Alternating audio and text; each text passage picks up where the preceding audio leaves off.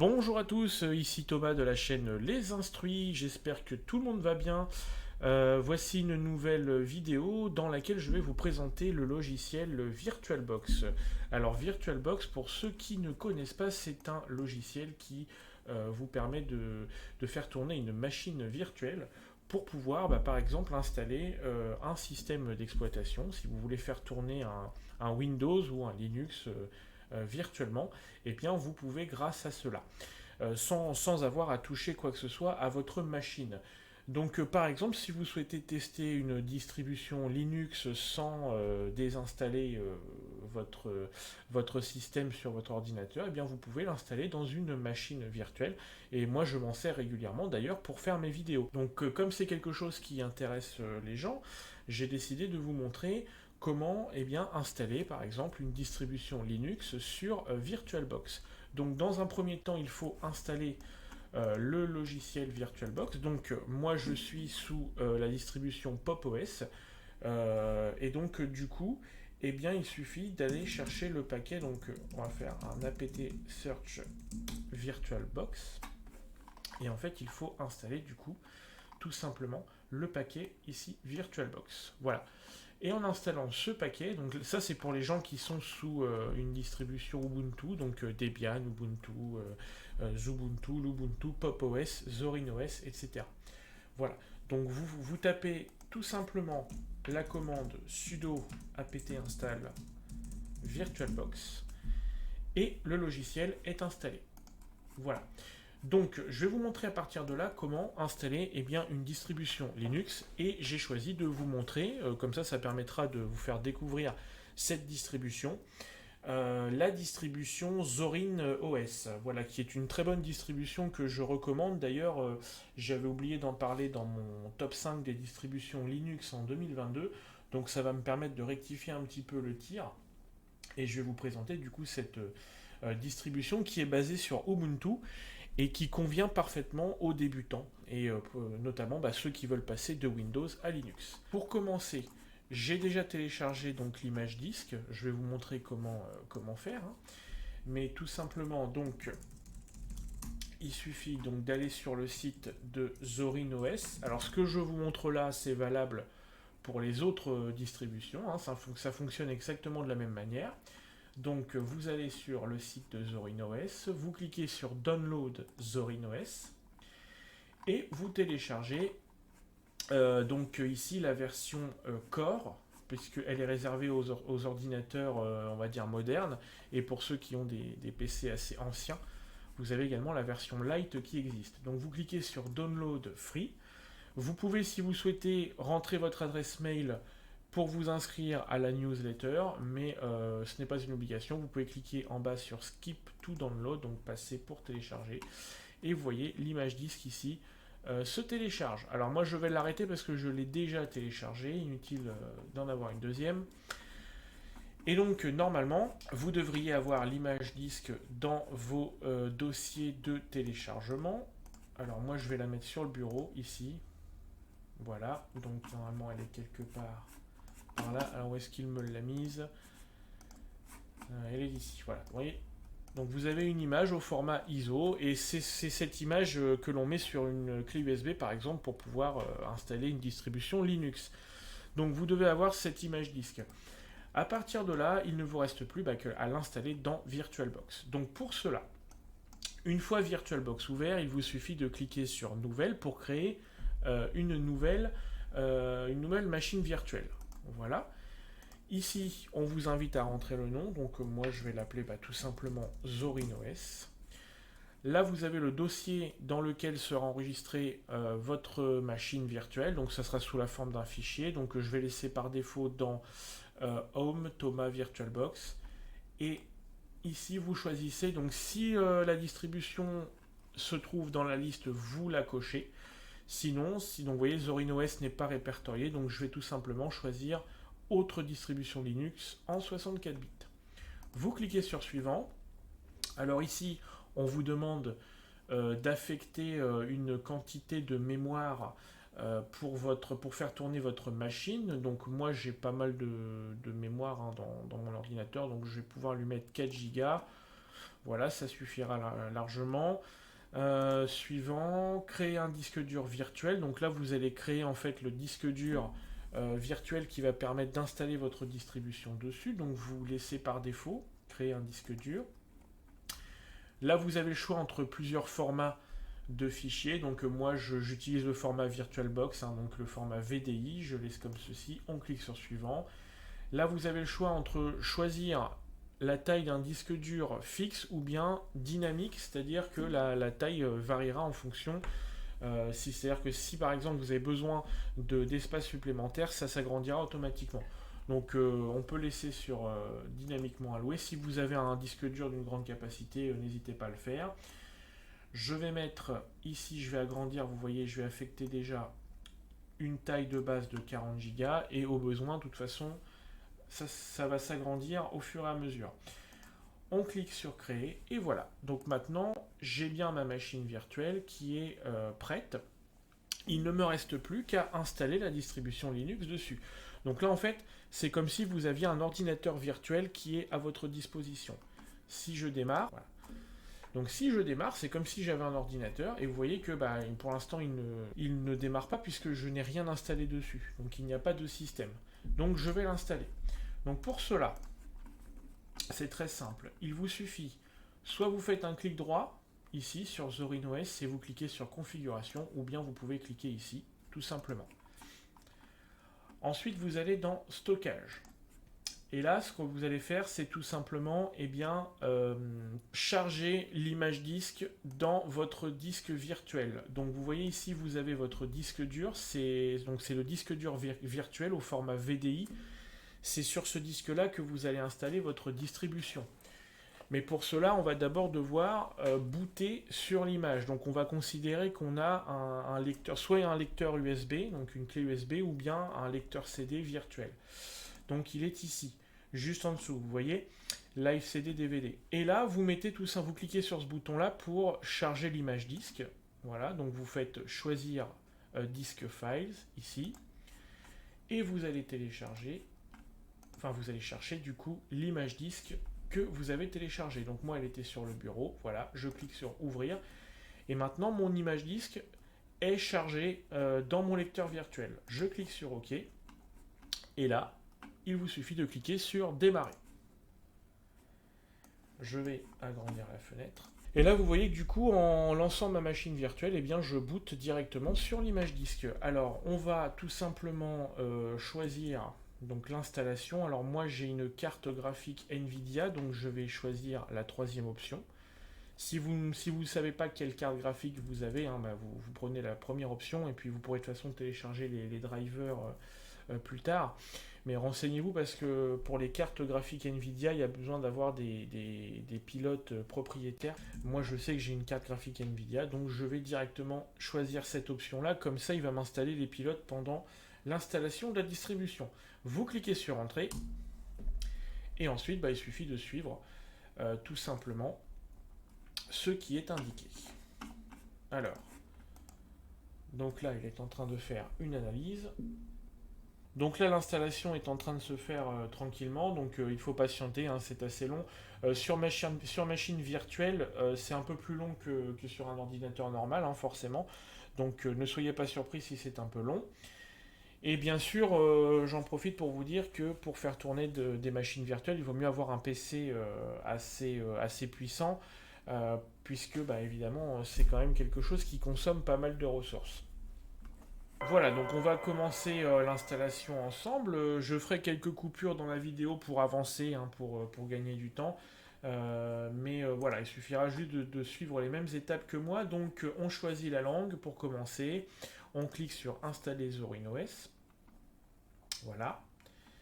Alors le clavier, donc pour moi ce sera French AZERTY. Vous pouvez tester ici en tapant du texte en bas pour voir si le clavier fonctionne bien. Alors sur l'écran suivant, vous êtes invité à activer ou non 3 options. Donc la première, vous pouvez télécharger les mises à jour pendant l'installation. Donc c'est-à-dire que pendant que vous allez installer Zorin OS, vous allez en même temps mettre à jour vos paquets pour avoir les dernières versions. Donc l'avantage, c'est que vous avez un système qui va être à jour une fois que l'installation sera terminée. Mais par contre, bah, ça va prendre un petit peu plus de temps à l'installation. Donc c'est au choix. Si vous voulez évidemment que l'installation soit plus rapide et vous pouvez faire les mises à jour après et donc décocher l'option. Si vous laissez cocher et que vous avez un peu de temps, par contre il faut bien veiller à avoir une connexion internet. Ensuite vous pouvez installer des pilotes supplémentaires donc pour votre matériel graphique, donc c'est ce que je vous disais hein, tout à l'heure pour la carte graphique, mais également pour des périphériques comme le Wi-Fi, etc. Donc moi je vais les décocher pour gagner du temps sur l'installation, mais je vous invite si vous le souhaitez à les laisser cocher. Alors la troisième option concerne le recensement, c'est-à-dire que pendant l'utilisation de votre distribution Linux, vous allez pouvoir envoyer des informations aux développeurs, comme par exemple des rapports de bugs, des statistiques, pour les aider au développement de leur distribution. Alors moi je suis pas partisan de ce genre de choses, en général j'aime pas voilà, qu'on envoie des informations comme ça. Encore une fois, c'est au choix de chacun.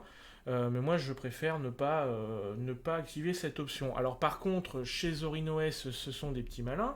C'est que c'est inversé par rapport aux autres distributions. Normalement, dans les autres distributions Linux, on vous demande souhaitez-vous participer à l'envoi d'informations aux développeurs et vous devez cocher la case. Ici, c'est l'inverse. C'est-à-dire que si vous ne cochez pas la case, on considère que vous acceptez de participer au recensement. Donc vous voyez, parce que la question c'est ne participe pas au recensement. Donc si vous refusez d'envoyer des informations, il faut bien cocher la case. Voilà, ce qui est à l'opposé des autres distributions, c'est l'inverse. Si vous décochez, on considère que vous refusez. Donc moi je vais cocher, et ensuite on clique sur continuer. Alors sur la fenêtre suivante, on vous demande de configurer du coup le disque dur. Donc là, étant donné qu'on a un disque dur vierge virtuel, bah, vous pouvez tout simplement laisser la première option cochée, donc effacer le disque et installer Zorin OS, et ça va vous créer automatiquement vos partitions sur le disque. Alors encore une fois, il s'agit bien du disque virtuel hein, qui est propre à VirtualBox, ça ne touche pas à votre disque physique sur votre ordinateur. Vous pouvez cocher la deuxième option si vous souhaitez vous-même créer vos propres partitions. Donc si vous débutez, je vous conseille de laisser la première option cochée. Et encore une fois, hein, ne vous souciez pas du terme effacer le disque, hein, puisque là vous avez vraiment un disque dur virtuel, donc vous ne risquez absolument rien. Donc vous pouvez laisser ça cocher, et là on va cliquer sur installer. Alors on vous demande de confirmer les modifications appliquées sur le disque dur, donc continuer, voilà.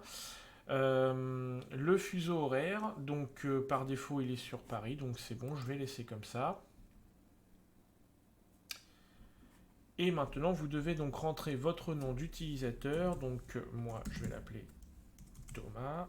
Ah, il m'a pas mis mon clavier en AZERTY, zut, je vais changer après. Donc le nom de votre ordinateur, alors je vais l'appeler Thomas PC, voilà. Vous choisissez votre mot de passe. Donc soit vous choisissez d'ouvrir la session automatiquement ou demandez un mot de passe lors de l'ouverture de la session. Donc je vous conseille par mesure de sécurité de laisser ce choix-là activé. Et je clique sur continuer. Et maintenant donc, vous voyez l'installation de Zorin OS se lance et il ne reste plus qu'à attendre. Donc pour éviter de vous faire attendre, je vais avancer la vidéo et on se retrouve tout de suite après. Voilà, donc l'installation de Zorin OS est maintenant terminée. Vous êtes invité à redémarrer votre machine, donc je vais cliquer dessus et on va le faire tout de suite. Alors, il y a une petite subtilité avant de redémarrer complètement. Voilà, on vous dit donc merci de bien vouloir enlever le support d'installation. Donc en l'occurrence, c'est l'image disque que j'ai mis dans VirtualBox, mais normalement, si vous faites ça réellement sur votre ordinateur, vous devez à ce moment-là ôter la clé USB ou le CD d'installation. Donc là, moi, ce que je vais faire, je vais juste repasser ici. Je vais retourner dans configuration. Et dans stockage, eh bien, je vais enlever... il me l'a enlevé automatiquement, du coup. C'est bon. Bon, bah, ça a été ôté automatiquement. Ça doit être une nouvelle fonctionnalité de VirtualBox, parce qu'autrefois, il fallait l'enlever...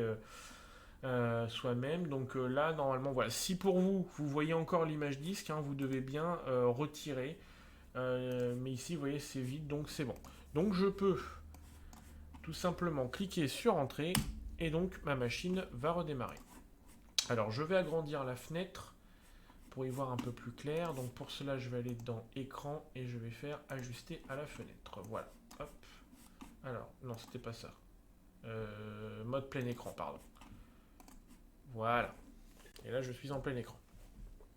Donc on va redémarrer tranquillement la machine. Voilà, donc là, je rentre mon mot de passe. Ah zut. Voilà. Voilà, donc je suis dans ma session Zorin OS sous VirtualBox. Alors par contre, c'est pas terrible parce que j'ai pas installé les pilotes de ma carte graphique, donc c'est pas pratique pour pouvoir avoir un écran potable. Alors est-ce que je peux virer ça? Bon, je vais faire quitter. Voilà. Donc vous voici sur votre machine virtuelle Zorin OS et c'est comme si vous étiez donc sur votre ordinateur avec votre distribution Linux. Alors on va juste faire le tour rapidement et puis ensuite on arrêtera la vidéo. Donc je vais faire quelques petites mises à jour dans le terminal. Voilà, pour vous montrer un petit peu. Alors on va faire un sudo apt update.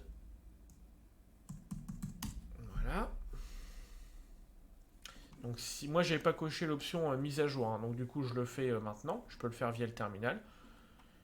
Mais si vous avez coché l'option mise à jour pendant l'installation, théoriquement, vous ne devriez pas avoir beaucoup de paquets à mettre à jour. Voilà. Je vais mettre à jour ma distribution. Et donc vous voyez que cela vous permet de pouvoir faire tourner une distribution Linux, ou même vous pouvez installer une machine virtuelle Windows, hein, ça marche aussi, c'est exactement le même principe. Voilà, donc la mise à jour est maintenant terminée. Je vais redémarrer donc ma machine une nouvelle fois. Donc ça, je vous invite à le faire quand vous faites la première mise à jour de votre distribution. Et d'ailleurs, à chaque grosse mise à jour. Voilà. Donc, zut, j'ai cliqué sur éteindre. Donc, je recommence. Voilà. Je relance ma machine. Donc là, vous voyez, moi, le lancement est assez rapide hein, parce que j'ai un ordinateur assez puissant. Mais en fonction des performances de votre PC, ça peut être un peu plus long. Donc pour rappel, VirtualBox est un logiciel qui est gratuit, hein, donc c'est l'avantage. Et en plus, il est libre. Donc n'hésitez pas à l'utiliser, c'est vraiment quelque chose de très fiable. Je vais juste changer alors l'affichage parce que c'est encore petit malgré les mises à jour, donc ça va être là-dedans. Voilà, je vais essayer d'agrandir tout ça. On va mettre en 16 neuvième pour commencer. Et voilà, ça fonctionne. Voilà, vous voyez, donc du coup, le fait d'avoir installé les pilotes, maintenant je peux mettre l'affichage normal. Et voilà, et là je suis vraiment sur un écran, donc je suis toujours sous VirtualBox. Si vous glissez donc le curseur de votre souris vers le bas, vous voyez, ça fait apparaître un menu et vous pouvez sortir de l'écran et revenir sur votre ordinateur. Voilà, donc ça c'est vraiment l'avantage, c'est de pouvoir tester des distributions Linux via ce logiciel.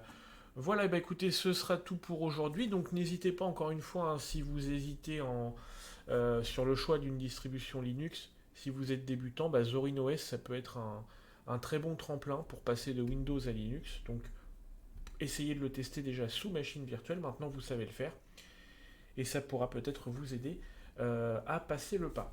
Voilà, donc ce sera tout pour aujourd'hui. On se donne rendez-vous dans une prochaine vidéo. N'hésitez pas à vous abonner à la chaîne et cliquer sur la petite cloche pour être informé des dernières nouveautés. A bientôt, bye bye.